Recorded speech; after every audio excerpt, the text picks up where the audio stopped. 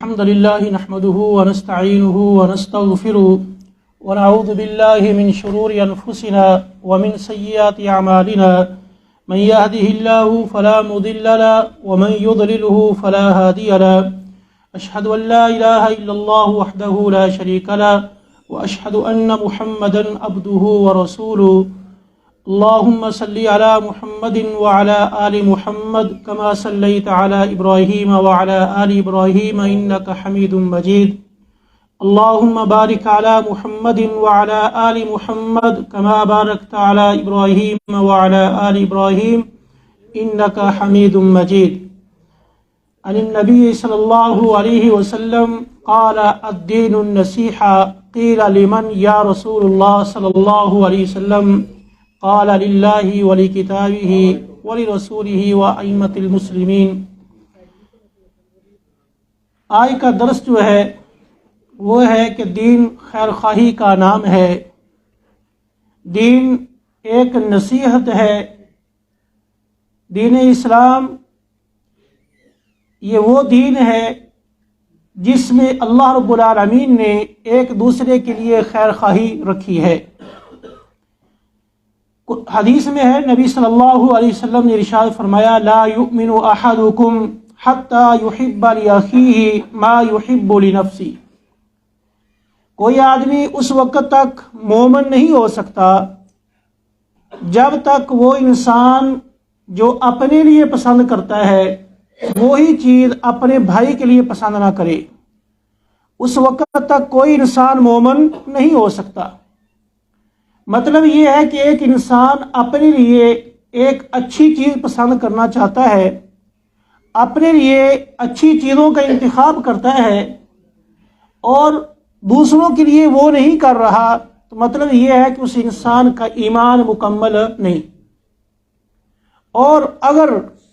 کوئی انسان جو چیز اپنے لیے پسند کرتا ہے وہی چیز اپنے بھائی کے لیے پسند کرے گا تو اس کا ایمان کامل ترین ایمان ہے۔ حتیٰ کے بعد محدثین نے اس حدیث کے بارے میں یہاں تک کہا کہ اگر نبی صلی اللہ علیہ وسلم اخلاقیات کے بارے میں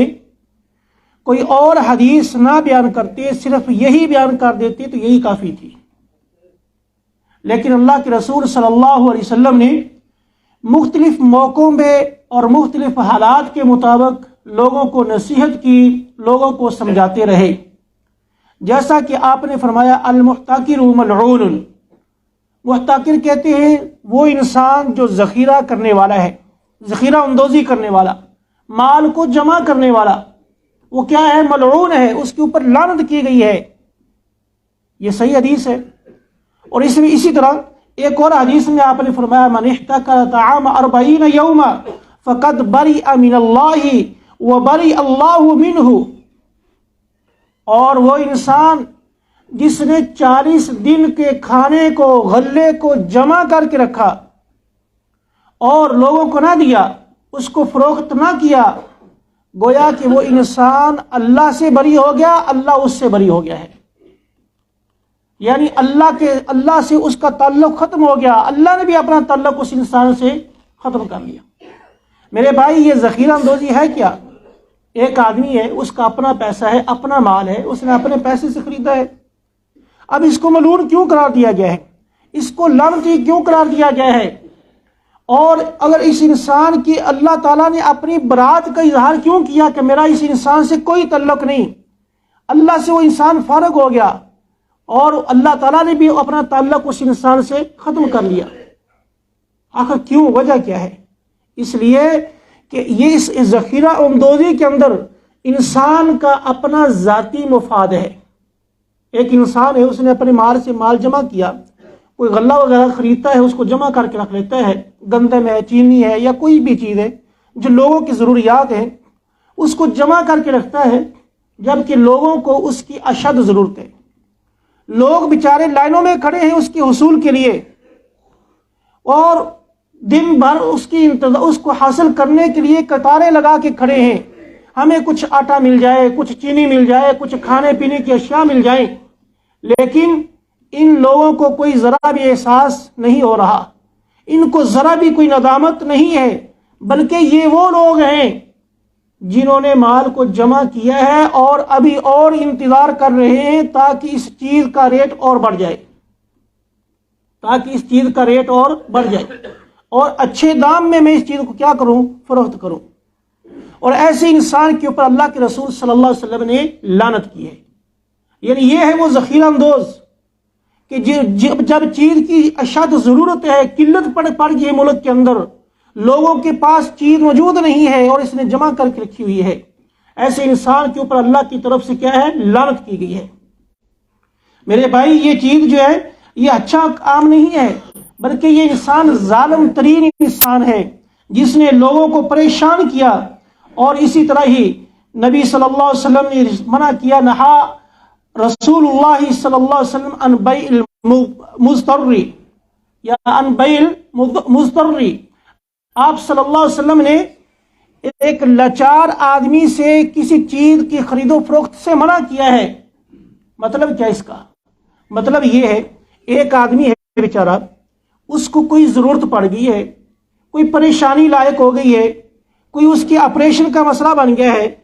کوئی ہاسپٹل کا مسئلہ یا کوئی اور اس کا مسئلہ بن گیا ہے، لیکن اب اس کے پاس کوئی اس کی قیمتی چیز ہے، کوئی بھی چیز ہے، گھر ہے یا اس کا کوئی جانور ہے یا اس کی گاڑی وغیرہ، کوئی بھی چیز، اس کے پاس کوئی قیمتی چیز ہے اور اس کو بیچارہ بیچنا چاہتا ہے، لیکن خریدنے والے کیا کرتے ہیں، اس کا دام کوڑیوں کے برابر لگاتے ہیں، اور یہ مجبور ہے اور مجبوری کی بنا پہ یہ اپنی چیز کو بیچنا چاہتا ہے، لیکن خریدنے والا تو کہتا ہے کہ مجھے بالکل ہلکا، بالکل جو سب سے لو پر اس کی قیمت ہے وہ مجھے دی جائے، اس ریٹ پہ میں اس کو خریدوں گا، زیادہ اس کا دام میں نہیں دوں گا، بلکہ آگے سے ہیلے بہانے کر کے کیا کہتا ہے جی اس کی اب مارکیٹ میں کوئی ویلیو بھی نہیں ہے۔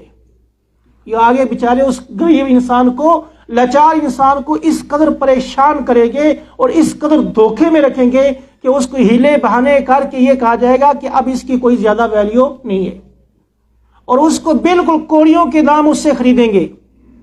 اور اس چیز سے اللہ کے رسول صلی اللہ علیہ وسلم نے منع فرمایا ہے۔ اسی طرح ہی نبی صلی اللہ علیہ وسلم کے دور میں جب لوگ تجارت کرتے تھے، اس وقت تجارت کا جو انداز ہے وہ آج کل ہمارے طرح نہیں ہے،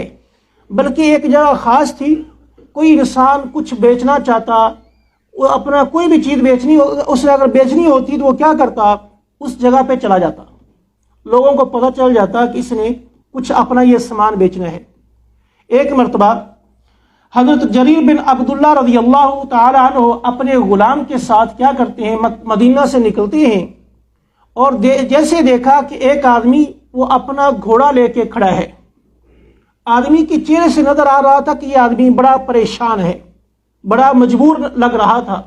بڑا پریشانی والا انسان تھا یہ، اور اس کے گھوڑے کو دیکھا تو پوچھا یہ کتنے کا ہے، وہ آگے سے کہتا ہے کہ 400 درہم کا یہ گھوڑا۔ جریر بن عبداللہ رضی اللہ تعالیٰ عنہ نے کہا کہ بھائی آپ کا گھوڑا 400 کا نہیں بلکہ 600 درہم کا محسوس ہوتا ہے، 600 درہم کا یہ لگتا ہے، 400 کا یہ نہیں ہے۔ اور اس سے یہ بات چیت کرنے کے بعد اس کو کہا کہ تھوڑا سا مجھے ٹائم دو، میں اس کو تھوڑا سا چیک کر لوں، اور اس مالک نے گھوڑے کی مہار اس کو دے دی، اور وہ گھوڑے کے اوپر بیٹھا، تھوڑا سا چکر لگا کے واپس آ کے کہتا ہے کہ آپ کا گھوڑا جو ہے وہ سمندر کی لہروں کی طرح ہے، اپنی چھاتی یعنی چوڑی کر کے چلتا ہے، یعنی اس کے اندر بڑی خوبیاں ہیں۔ اور اس کو بولا کہ یہ تیرا گھوڑا 600 کا نہیں بلکہ 800 درہم کا ہے، اگر تو چاہتا ہے تو میں تجھے 800 درہم دے دیتا ہوں اور تو اسے یہ خرید لیتا ہوں۔ اب ذرا اس بات میں آپ سوچئے، یہ خریدنے والا یہ کہہ رہا ہے کیا کہ آپ کا گھوڑا 800 درہم کا ہے، 400 کا نہیں ہے، لیکن آج ہماری صورتحال کیا ہے، ہم کس کیفیت میں ہیں؟ ہماری صورتحال یہ ہے کہ ہم اس کا بجائے مثال کے طور پہ اگر اس نے 400 درہم لگایا تھا تو ہم نے کتنا لگانا تھا، 100 درہم زیادہ سے زیادہ، بس کیوں؟ اس کی مجبوری سے فائدہ اٹھاتے۔ اور اس چیز کو ہم کہتے ہیں کامیاب تاجر، اس چیز کو ہم کیا کہتے ہیں، یہ کامیاب تاجر۔ جی کیوں؟ اس نے چیز کو بڑی سستے خرید لیا ہے، بلکہ ہلکے داموں میں خریدا ہے۔ میرے بھائی یہ کامیاب تاجر نہیں ہے۔ جریر بن عبداللہ کے پاس ان کا غلام تھا، وہ آگے سے ان کو روکتا ہے کہ آپ کیا کر رہے ہیں، حتیٰ کہ چلتے ہوئے جب معاملہ طے ہو گیا، گھوڑا خرید لیا، رستے میں جا رہے ہیں، غلام سوال کرتا ہے جریر بن عبداللہ رضی اللہ تعالیٰ عنہ سے کہ آپ نے اتنا مہنگا یہ گھوڑا کیوں خریدا ہے جبکہ مالک 400 درہم میں دے رہا تھا؟ وہ آگے سے کہتے ہیں کہ جب میں نے اسلام قبول کیا تھا، اللہ کے رسول صلی اللہ علیہ وسلم کی بیعت لی تھی، اس وقت آپ نے مجھ سے کئی ایک وعدے لیے تھے، ان میں سے ایک وعدہ یہ تھا کہ کسی مجبور کی مجبوری سے فائدہ نہیں اٹھانا۔ اب یہ انسان مجبور ہے اور اس نے بالکل اپنے گھوڑے کا ریٹ بالکل نیچے لے کے آ گیا ہے تاکہ لوگ جو ہیں وہ اس سے خرید لیں۔ اب اس انسان کو گھوڑے کی قیمت سے کوئی مقصد نہیں ہے، بلکہ اس انسان کو جو مجبوری ہے وہ پیچھے جو اس کو پریشان کر رہی ہے، یہ اپنے گھوڑے کو اس لیے بیچ رہا ہے اتنا سستے داموں میں تاکہ اس کی جو پریشانی ہے، جو اس کی مجبوری ہے، وہ ختم ہو جائے، اور ریٹ اتنا ہلکا لگا دیا جو انسان خریدنا بھی نہیں چاہتا وہ بھی لے لے گا۔ اور یہ آج ہماری صورتحال ہے، ہم لوگوں کی مجبوریوں سے فائدہ اٹھاتے ہیں اور اپنے آپ کو بڑا کامیاب تاجر سمجھتے ہیں، اور اپنے آپ کو سمجھتے ہیں کہ میں نے ایک بہت بڑا مارکا مار لیا ہے، میں نے بہت بڑا فائدہ اٹھا لیا ہے۔ میرے بھائی، یہی وہ بیع ہے جس کی اللہ کے رسول صلی اللہ علیہ وسلم نے منع کیا ہے کہ ایک مجبور کی مجبوری سے فائدہ مت اٹھاؤ، حالانکہ خریدنے والے کو علم ہے اس چیز کا کیا، اس کا ریٹ کیا ہے اور اس کی کیا اہمیت ہے معاشرے کے اندر، اور لوگوں کے ہاں اس کا کیا مقام ہے، لوگوں کو اس خریدنے والے کو سب علم ہے، لیکن آگے سے وہ ہلے بہانے کرے گا، کیا جی میں نے کون سا مجبور کر کے اس کو لیا ہے، وہ تو اپنی خوشی سے دے رہا ہے۔ اور میرے بھائی، یہی تو دین ہے۔ الدین النصیحہ کسے کہا گیا ہے؟ دین خیر خواہی کا نام ہے۔ کیوں کہا گیا؟ یہی ہے کہ اگر ایک انسان کو مجبوری ہے، پریشانی ہے، اور وہ اپنی مجبوری کی بنا پہ کسی چیز کو بیچنا چاہتا ہے تو خریدنے والے کو چاہیے خیر خواہی کے طور پہ وہ کیا کرے، اس سے اچھے دام میں وہ چیز خریدے، اس کی مجبوری کا فائدہ نہ اٹھائے اور اس کو مجبور نہ کرے، کیونکہ یہی خیر خواہی صرف اور صرف اسلام کے اندر ہے،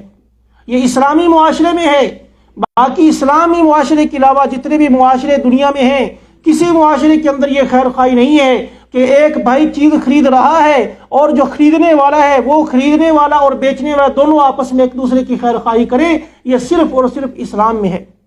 باقی جتنے بھی مذاہب ہیں ان کے اندر صرف اور صرف اپنا مفاد ہے اور کوئی خیر خواہی نہیں ہے۔ میرے بھائی، یہ اسلام ہے جس کی اتنی خوبصورتی ہے کہ جس کی بنا پہ اللہ رب العالمین نے ہمیں ایک مہذب اور بہترین قوم بنایا اور ہمارا ایک بہترین مقام بنایا، لیکن افسوس کہ ہم اپنے مقام کو کھو چکے ہیں، اپنی قدر کو کھو چکے ہیں اور اپنے مقام کو بالکل بھول گئے ہیں کہ ہمارا مقام کیا ہے۔ اگر یہ خیر خواہی آج ہمارے اندر موجود ہوتی، یقیناً یہ جو دنیا میں جو ہمارے معاشرے میں فتنے پیدا ہو چکے ہیں، چوری کے، ڈکیتی کے اور اسی طرح قتل و غارت کے، یہ سارے کے سارے ختم ہو جاتے ہیں جب ہم نے دین کی خیر خواہی کرنا چھوڑ دیا ہے، دین پر عمل کرنا چھوڑ دیا ہے، دین سے جب دور ہو جائیں گے تو پھر یہی چیزیں پیدا ہوں گی۔ اور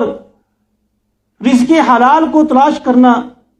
یقیناً اس کا بے شمار اللہ نے اپنے رسولوں کو بھی حکم دیا، قرآن مجید کے اندر بھی بے شمار جگہ پہ آیا، احادیث کے اندر بھی موجود ہے کہ رزق حلال کو کیا کرو، تلاش کرو۔ قرآن مجید میں اللہ نے اپنے رسولوں کو حکم دیا کیا کہ رزق حلال کھاؤ اور یہی کماؤ، یہی حاصل کرنے کی کوشش کرو۔ اسی طرح رسول اللہ صلی اللہ علیہ وسلم نے بھی کہا کہ جس انسان نے 3 عمل کیے، اللہ رب العالمین ان 3 عمل کی بنا پہ اس انسان کو جنت میں داخل کر دے گا۔ اگرچہ یہ کام کرنے تھوڑے سے مشکل ہیں، لیکن ان 3 کام کی وجہ سے دنیا میں انسان چل رہا ہے، ابھی اس کو موت نہیں آئی اور وہ یہ سمجھ سکتا ہے کہ میں جنتی انسان ہوں اگر یقین کے ساتھ ان 3 چیزوں پر وہ عمل کر رہا ہے۔ نمبر 1، اس کی کمائی حلال کی ہے، وہ حلال کماتا ہے، جو کام کرتا ہے، محنت مزدوری کرتا ہے، حلال سے کرتا ہے، بے ایمانی سے نہیں، دھوکے فراڈ سے نہیں، حلال کماتا ہے، اور یہی وہ کماتا ہے، یہی کھاتا ہے، جس کی مثال نبی صلی اللہ علیہ وسلم نے یہ دی۔ آپ نے بنی اسرائیل کا ایک واقعہ بیان کیا کہ بنی اسرائیل میں 2 آدمی تھے، ایک بوڑھا تھا اور ایک نوجوان تھا، دونوں نے مل کے ایک زمین یعنی کاشتکاری کی۔ جب ان کی فصل تیار ہو گئی اور جب فصل تیار ہوئی، فصل کو تیار کرنے کے بعد جو اس کا مال تھا یا اس کا جو بھی غلہ تھا اس کو 2 حصوں میں تقسیم کیا گیا، 2 حصوں میں تقسیم کر لیا برابر برابر۔ اور دونوں نے یہ سوچا کہ ہم کیا کرتے ہیں، باری باری اپنے اپنے غلے کو اپنے اپنے گھر لے جاتے ہیں، ایک لے جائے گا اور ایک یہاں بیٹھ کے حفاظت کرے گا۔ نوجوان نے پہلے اپنے غلے سے مال کو اٹھایا اور لے کے اپنے گھر چلا گیا۔ پیچھے بوڑھا جو بیٹھا ہے وہ سوچ رہا ہے، دونوں مسلمان ہیں، وہ اس وقت کے نبی پہ ایمان لانے والے تھے، مسلمان تھے۔ پیچھے بوڑھے انسان نے یہ سوچا کہ وہ تو نوجوان ہے، ساری محنت اس نے کی، پانی اس نے لگایا، ہل اس نے جوئے، سب کچھ اس نے کیا، میں نے کیا کیا ہے اور مال برابر مجھے مل رہا ہے۔ لہٰذا اس بوڑھے انسان نے جو اپنے حصے کا مال تھا اس سے اٹھا کے اس نوجوان کے مال میں ڈال دیا۔ اللہ رب العالمین کو یہ عمل بڑا پسند آیا، اللہ نے اس کے بدلے میں بوڑھے کے مال میں اپنی طرف سے برکت پیدا کر دی۔ اسی طرح جب نوجوان واپس آتا ہے، وہ بوڑھے کو اپنا اس کا سامان اٹھاتا ہے، بوڑھا اپنا سامان لے کے جاتا ہے۔ پیچھے نوجوان نے سوچا یار میں تو نوجوان ہوں، محنت کر لوں گا، کہیں اور کما لوں گا، یہ بیچارہ بوڑھا ہے، سال بھر کہاں سے کھائے گا، کیسے کھائے گا، اس کو پتہ نہیں یہ غلہ اس کے لیے کافی بھی ہے یا نہیں ہے سال کے لیے۔ اس نے اپنے غلے سے اٹھا کے بوڑھے کے غلے میں ڈال دیا۔ جب بوڑھے کے غلے میں ڈال دیا، اللہ کو یہ عطا بڑی پسند آئی، اللہ نے اس کے مال میں برکت پیدا کر دی۔ حدیث میں ہے، آپ نے فرمایا جو غلہ ان کے اندازے کے مطابق شام کو ختم ہونا تھا وہ اب صبح کے وقت ختم ہوا۔ کیوں؟ یہ جب اٹھاتا اپنا لے کے جاتا ہے تو وہ پیچھے والا اس کے غلے میں اپنا ڈال دیتا ہے، اور جب یہ لے کے جاتا ہے تو وہ اس کے غلے میں ڈال دیتا ہے۔ اللہ اسی طرح برکت پیدا کر رہا ہے۔ جب آخری ان کا چکر لگا تو اس وقت فجر ہو گئی تھی،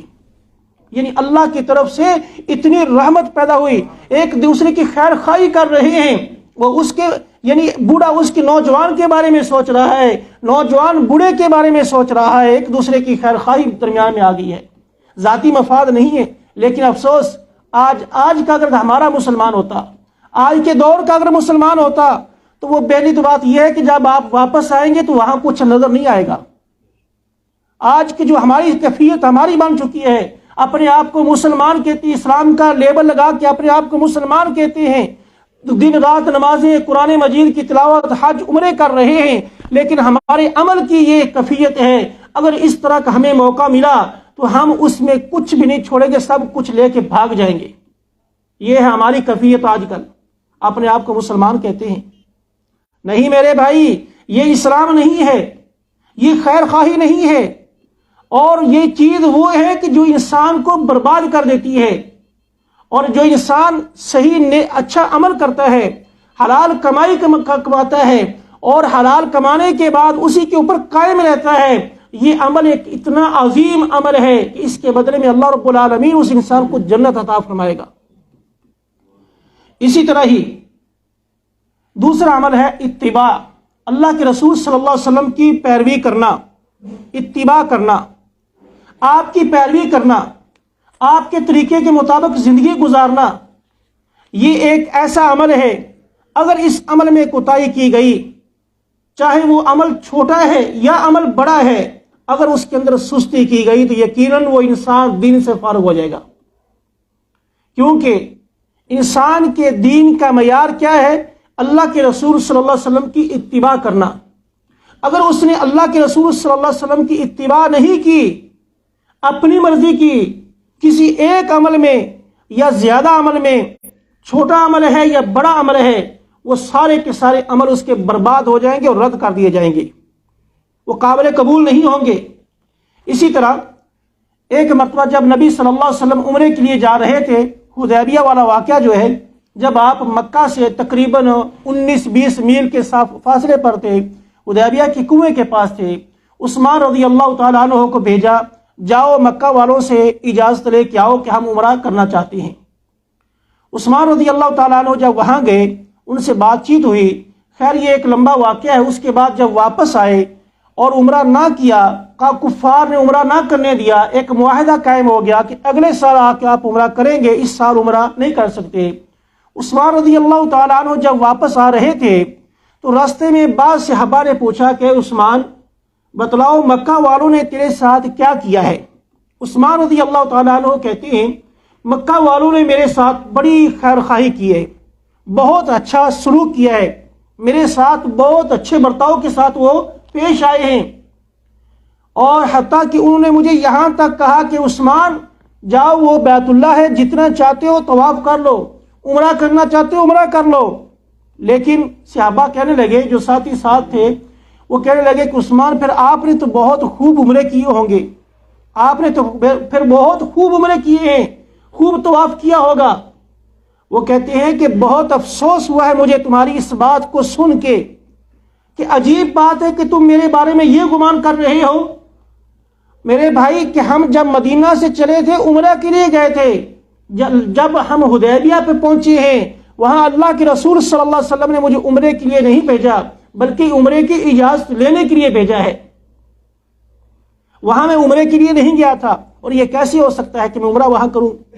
حتیٰ کہ عثمان رضی اللہ تعالیٰ عنہ کہتے ہیں اللہ کی قسم اگر رسول اللہ صلی اللہ علیہ وسلم حدیبیہ میں 1 سال تک رہتے اور مجھے مکہ میں 1 سال تک وہاں ٹھہرنا پڑ جاتا تو میں اللہ کے رسول کے بغیر عمرہ بھی نہ کرتا، عمرہ تو دور کی بات ہے طواف تک نہ کرتا۔ تو تم نے یہ سوچ لیا ہے؟ میرے بھائی اتباع بہت ضروری ہے، اللہ کے رسول صلی اللہ علیہ وسلم کی جب تک آپ اتباع نہیں کریں گے، کوئی بھی عمل ہے آپ کا، اس وقت تک کامیابی نہیں مل سکے گی، اس وقت تک آپ کامیاب نہیں ہو سکیں گے۔ یقیناً کامیابی تب ملے گی جب آپ رسول اللہ صلی اللہ علیہ وسلم کی اتباع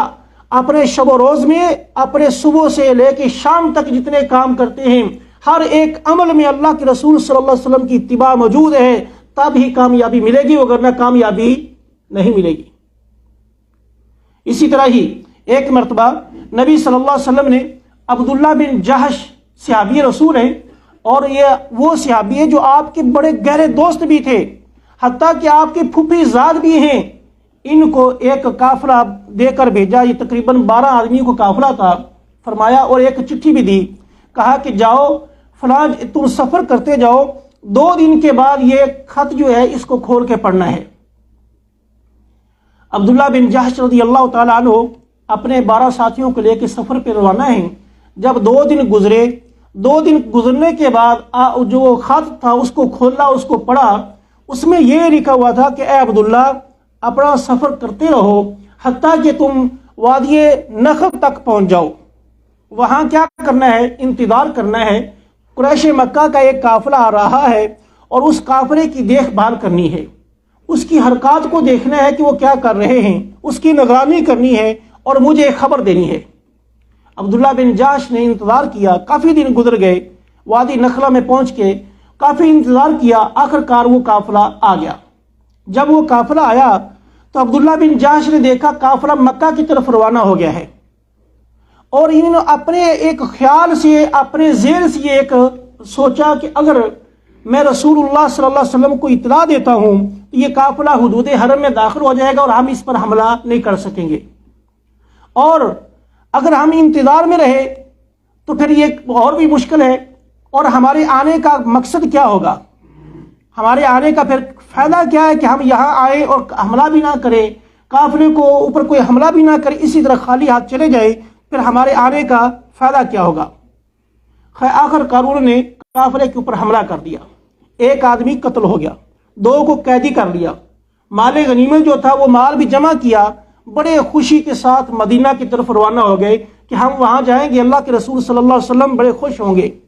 لیکن جیسے ہی مدینہ میں پہنچتے ہیں اللہ کے رسول صلی اللہ علیہ وسلم کو بتلایا کہ ہم نے قافلے پر حملہ کیا، 1 آدمی کو قتل کر دیا ہے، 2 کو قید کر لیا ہے اور یہ مال بھی لے کے آ گئے ہیں۔ آپ صلی اللہ علیہ وسلم بہت غصے میں ہوئے، شدید ناراض ہوئے، حتیٰ کہ اتنے غصے میں ہوئے کہ آپ نے اپنا چہرہ عبداللہ سے دوسری طرف کر لیا، عبداللہ کو دیکھنا تک گوارا نہ کیا، اور پتہ نہیں کتنے دن تک آپ نے عبداللہ سے بات نہیں کی۔ آپ صلی اللہ علیہ وسلم نے فوراً جو 1 آدمی قتل ہوا تھا اس کی دیت دی، دونوں کو آزاد کیا اور جو ان کا مال تھا وہ دے کے واپس بھیج دیا۔ کیوں؟ آپ نے فرمایا تھا کہ عبداللہ میں نے تجھے نگرانی کے لیے بھیجا تھا، نہ کہ حملہ کرنے کے لیے۔ میں نے حملے کی اجازت نہیں دی تھی تمہیں، صرف اور صرف نگرانی کی اجازت دی تھی کہ دیکھ بھال کرنی ہے کہ وہ کافرے کی حرکات کیا ہیں، وہ کیا کر رہے ہیں، اور تم نے اپنی طرف سے حملہ کر دیا، میری اجازت کے بغیر تم نے یہ حملہ کر دیا۔ آپ نے یعنی یہ اتنا غصے ہوئے اور اتنا ناراض ہوئے کہ عبداللہ سے کئی یوم تک، کئی دنوں تک آپ نے بات تک نہ کی۔ اسی طرح ہی ایک چھوٹے بچے کے طبرانی کبیر کے اندر یہ روایت موجود ہے، اخضر نام ہے اس بچے کا، اور اپنے چچا حضرت معقل بن یسار رضی اللہ تعالیٰ عنہ کے ساتھ ایک سفر پہ جا رہے ہیں۔ بچہ ابھی چھوٹا ہے، بالغ نہیں ہوا۔ چچا راستے میں جا رہا ہے، دیکھتے ہیں کہ راستے میں اگر کوئی چیز آتی ہے، مثلا کانٹا ہے، کوئی پتھر پڑا ہے، اس کو چچا اٹھا کے سائڈ پہ کر دیتا۔ جب بھتیجے نے دیکھا، بچے نے دیکھا کہ میرا چچا یہ کام کر رہا ہے، تو اپنے چچے سے فوراً کہتا ہے، سوچتا ہے اپنے دل میں کہ اب اگر کوئی چیز آئے گی تو اپنے چچے سے پہلے میں اس کو اٹھا کے سائڈ پہ کر دوں گا۔ ایسے ہی ہوا، آگے کوئی چیز آئی تو بھتیجے نے کیا کیا، فوراً چچے سے پہلے اس کو اٹھا کے سائڈ پہ کر دیا۔ چچا نے سوال کیا کہ میرے بھتیجے یہ تو نے کام کیوں کیا ہے، یہ کام تو نے کیوں کیا ہے؟ بھتیجا ابھی بچہ ہے، کہنے لگا کہ چچا میں نے آپ کو دیکھا، آپ نے یہ کام کیا تو میں نے بھی یہ کر دیا۔ یہاں یہ وہ بات ہے جو بڑی پوائنٹ، بڑی اہم بات ہے۔ کیا؟ بھتیجے نے یہ جواب دیا کہ چچا میں نے وہ کام کیا جو آپ نے کام کیا ہے، یعنی بھتیجے نے دلیل کس کی دی؟ چچا کی، کہ چچا آپ نے یہ کام کیا، میں نے بھی وہ کام کر دیا۔ جس طرح کے ہم کہتے ہیں جی ہمارے آباء و اجداد یہ کام کرتے آ رہے ہیں، کیا وہ سب غلط تھے؟ کیا سب وہ غلط تھے؟ جس طرح کہ فرعون نے موسیٰ علیہ السلام سے یہ سوال کیا تھا کہ جب اسلام کی دعوت دی گئی تو انہوں نے آگے سے یہ کہا کہ اے موسیٰ بتاؤ ہمارے آباء و اجداد کا کیا، ان کا کیا حکم ہے؟ آپ نے کیا کہا تھا؟ ان کا اللہ بہتر جانتا ہے، ان کا معاملہ اللہ کے پاس موجود ہے۔ اسی طرح ہی بھتیجے نے یعنی یہ اب بھتیجے کی ذہن سازی کرنے کے لیے چچا نے سوال کیا کہ اے میرے بھتیجے بتاؤ یہ کام تو نے کیوں کیا ہے، یہ تو نے کیوں اٹھایا کہ کیا؟ کہتے ہیں کہ چچا میں نے آپ کو دیکھا ہے، آپ نے یہ کام کیا۔ آگے سے معقل بن یسار رضی اللہ تعالیٰ عنہ کہنے لگے اے میرے بھتیجے میں نے رسول اللہ صلی اللہ علیہ وسلم سے سنا تھا، آپ نے فرمایا جس انسان نے راستے میں کسی تکلیف دہ چیز کو ہٹا دیا اللہ رب العالمین اس کے بدلے میں اس انسان کو ایک نیکی عطا فرمائیں گے، اور نیکی بھی ایسی کہ جو انسان کو جنت میں داخل کر دے گی۔ یعنی حضرت معقل بن یسار نے یہ آگے سے بھتیجے کو کیا، ان کی ذہن سازی یہ کی کہ آئندہ یہ بات نہیں کرنی کہ میں نے فلاں کو دیکھا ہے تو یہ کام کیا، بلکہ یہ کہنا ہے کہ اللہ کے رسول صلی اللہ علیہ وسلم کا یہ عمل ہے۔ ہمیں بھی یہ سبق ملتا ہے کہ ہم بھی اگر کوئی ایسا کام کریں کہ جو کام اللہ کے رسول صلی اللہ علیہ وسلم کی طرف، جس کی نسبت اسلام کے ساتھ ہے، جس کا تعلق دین کے ساتھ ہے، اس کی نسبت اللہ اور اللہ کے رسول کی طرف کریں، نہ کہ جی فلاں امام نے یہ کہا، فلاں بزرگوں نے یہ کہا، فلاں نے یہ کہا، یہ نہیں کہنا چاہیے، کیونکہ اسلام کے اندر جو بنیاد ہے وہ کیا ہے؟ اللہ اور اللہ کے رسول کی اتباع۔ اسی طرح ہی تیسری چیز ہے امن، وَأَمِنَ النَّاسَ بَوَائِقَهُ۔ تیسری چیز جو ہے نا، تیسرا عمل کہ جو انسان عمل کرے گا تو جنت میں چلا جائے گا اگرچہ وہ دنیا میں ہے، وہ کیا عمل ہے؟ وہ یہ ہے کہ اس کی شرارتوں سے دیگر لوگ جو ہے محفوظ رہیں، اس کی تکلیف سے باقی لوگ کیا کریں؟ محفوظ ہو جائیں، چاہے اس کی تکلیف زبان سے ہے یا ہاتھ سے ہے یا کسی بھی طریقے سے ہے، کہ وہ لوگ جو ہیں لوگوں کو امن میں رکھے، کسی کو کسی طرح کی کوئی تکلیف ہو نہ دے، لوگ اس کی کسی تکلیف سے پریشان نہ ہوں، بلکہ امن کے ساتھ اور سکون کے ساتھ رہے۔ یہ ہے وہ تیسری چیز کہ ایسا عمل، یعنی ایسا انسان کو عمل کرنا چاہیے کہ سارے کے سارے لوگ کیا ہیں؟ اطمینان میں ہیں اور امن میں ہیں، کوئی بھی انسان اس سے پریشان نہیں ہے۔ تو میرے بھائی یہی وہ دین ہے جس کے بارے میں اللہ کے رسول صلی اللہ علیہ وسلم نے فرمایا الدین النصیحہ، دین خیر خواہی کا نام ہے۔ ہر ایک بھائی، ہر ایک جو بھی ہے، وہ جہاں کہیں بھی دیکھتا ہے غلطی ہو رہی ہے، اس کو چاہیے کہ وہ کیا کرے؟ اس کی اصلاح کرے۔ اللہ تعالیٰ سے دعا ہے اللہ رب العالمین صحیح معنوں میں قرآن و سنت کے مطابق عمل کرنے کی توفیق عطا فرمائے۔ آخر دعوانا